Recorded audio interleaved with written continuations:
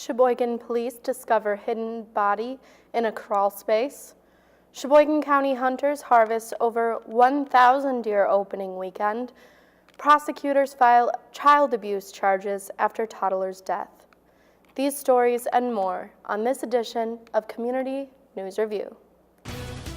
This is Community News Review, a service of WSCS TV, news content provided by WHBL.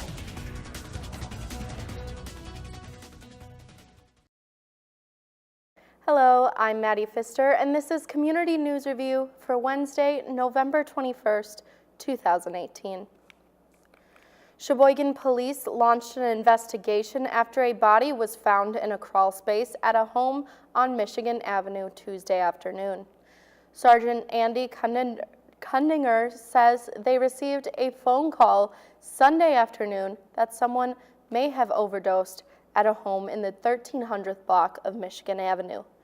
Officers responded and conducted a search but did not locate anyone inside of the home. On Tuesday afternoon around 4:30, police received a new tip saying that the body of the overdose victim may be hidden inside of the home. Officers returned to the home where they found the body of a 30-year-old man hidden in an old crawl space. A 29-year-old woman is being held on a probation hold, and police are asking anyone with information to contact them. Right now, they believe that the death is consistent with an overdose and have scheduled an autopsy for Wednesday morning. Sheboygan police are looking for a man they believe has broken into a number of homes and businesses on the north side of town recently. Officers were up on the city's north side handing out wanted posters for Michael Kahns Jr. He is 5'11", just over 200 pounds, and the wanted poster says if you have any information concerning this man, call police or 911. Police are not releasing much information yet. And the saga of the Sheboygan Armory continues. The Common Council voted Monday in 3 separate resolutions to end the agreement with the Armory Community Project, renegotiate a contract for the sale and development of the land, and move towards with a request for bids for demolition. In the lengthy discussion about the Armory, several alders reminded those present that these votes are not sealed the fate of Armory, but are merely ending the current agreement with the Armory Community Project and exploring how much demolishing the building would cost. Wildlife officials say that the 2018 gun deer season is off to a successful start. More than 118,000 deer were harvested over opening weekend across the state, up more than 13,000 from last year. Hunters in Sheboygan County harvest a total of 1,084 deer during opening weekend, and the Department of Natural Resources sold nearly 600,000 gun deer licenses this season.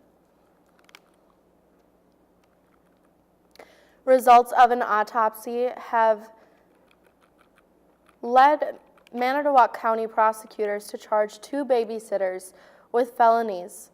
The autopsy of the 3-year-old boy showed he died of complications after suffering severe internal injuries. Police say that their investigation determined that Eduardo Gomez and Jamie Schrank were using meth while they were taking care of the child, while his mother was at work. The victim was brought to a hospital July 28th and required surgery, then died at Wisconsin Children's Hospital.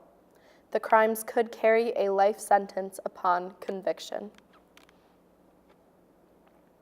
Early estimates are showing a large price tag for next year's state budget.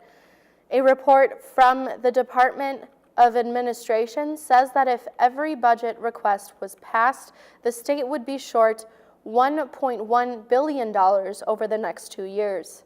State agencies submitted $2.2 billion worth of increases, despite Governor Walker's request for no spending increases.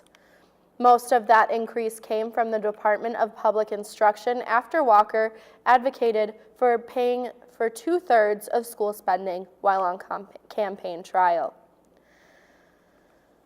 Representative John Nygren and Senator Alberta Darling, who led the Joint Finance Committee, stressed that these are just requests and are not necessarily making it into the budget.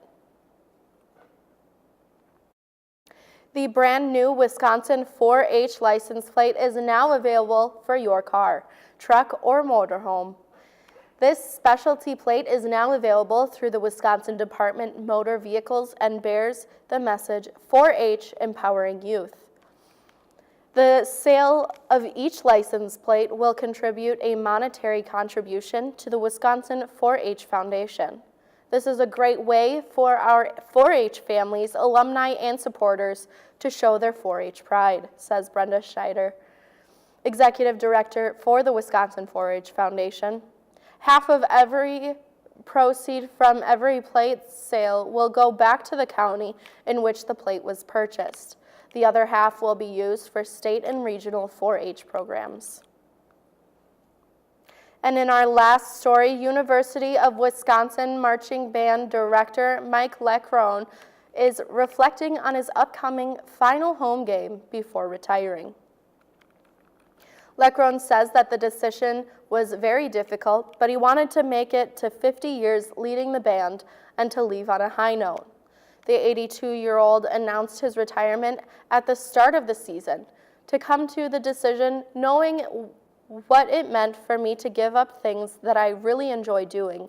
That was hard, he told WKOW-TV. There is kind of a sense of relief, too, that I can see the end of the road, but I'm not dreading it, to tell you the truth. The Badgers host Minnesota on Saturday at Camp Randall Stadium, and the band will likely make one more appearance under Leckrone during a bowl game later this year. Leckrone says he will stay on through the spring and will lead the band's annual spring concert at the Kohl Center. The university is conducting a nationwide search for its next band director. And we will be back next week with another recap of our local news. From all of us at Community News Review, have a wonderful Thanksgiving.